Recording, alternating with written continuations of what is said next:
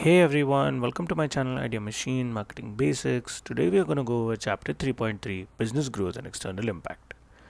Before we start the chapter, do remember that there's no shortage of remarkable ideas. What's missing is the will to execute them. To quickly go over business growth in general, we'll talk about some of the benefits that a business basically entails when they grow. Note that these are super common, and you're like, we know about this, but it's just helpful to know how are the different types in which a business can grow as well, which we'll go through later in the chapter. Business growth directly correlates to increased profits from the business setup, market share gain, increasing your bargaining power. Let's say you open up a store, or let's say you start a service, and slow and steady you start making profit. You will also start being known in the market, which will raise in, people will trust you more, and they will turn to you more than their old trusted brands. Economies of scale, which facilitates cost efficiencies and competitive advantage. What this means is that as you start scaling, you will start getting access to vendors, more suppliers, more outstanding service people, which can help you reduce your cost of goods. And this in turn will make you more profit. There is risk mitigation as well, because it reduces vulnerability to takeovers. When your business is growing and making profit, you do not have to go out there and sell it to somebody else, but you can just continue to run it by yourself.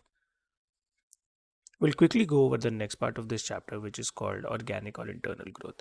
Organic growth basically means when a business expands internally without taking on any mergers or acquisitions.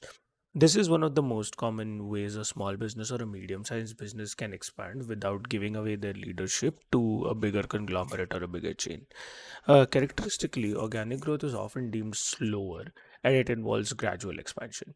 If you want to basically start a store today in your city and then grow over to be pan India, you cannot do it by yourself. You're going to need funding, you're going to need marketing, branding, operations, logistics, all of those things. And that can only come from a bigger partner.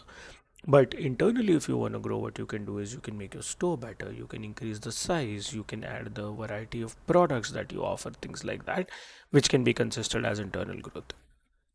Advantages of organic growth include maintaining cultures and values, which is example, if you believe in certain things as the culture and the value of your company. For example, working lesser number of hours, balancing your life with your personal life as well, making sure you're selling organic products, for example, then you can stay aligned to those cultures and values while you grow internally or organically without any large overhaul in senior management. If a conglomerate takes over, they are more profit oriented. They'll make sure that you do whatever is profitable, but it might not necessarily align with your cultures and values. Some considerations of internal growth are that it's slower paced, but it gets you sustainability over time and helps you not to be dependent on anyone else.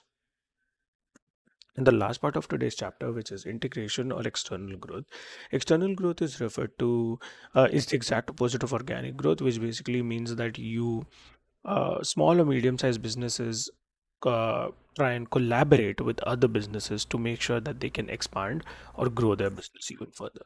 There are four types of external growth types which we'll go through today. The first one being horizontal integration. This is where two businesses in the same industry and same stage of production collaborate together. This can be, for example, any businesses in the category of, if they're producing, let's say, sportswear. So one sportswear company can collaborate with another sportswear company for a tie-up or for a brand integration or for something like that. That would be horizontal integration.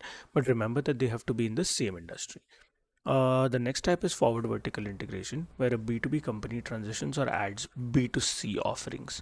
So, let's say there is a vendor who sells tires directly to car manufacturers. They've been doing this for year and year and making a good profit, but now they want to talk directly to customers as well. And they are the producers of the tire too.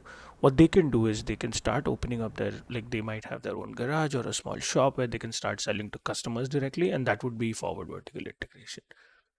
Backward vertical integration is where a business collaborates with a supplier's business to optimize operations.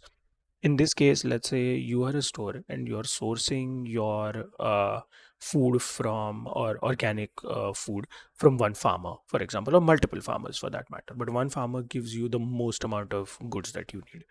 Now, if you collaborate with them as a part of backward vertical integration, you can either take more product from them at a cheaper price, and that will allow you to optimize your own operations. So that's how that works.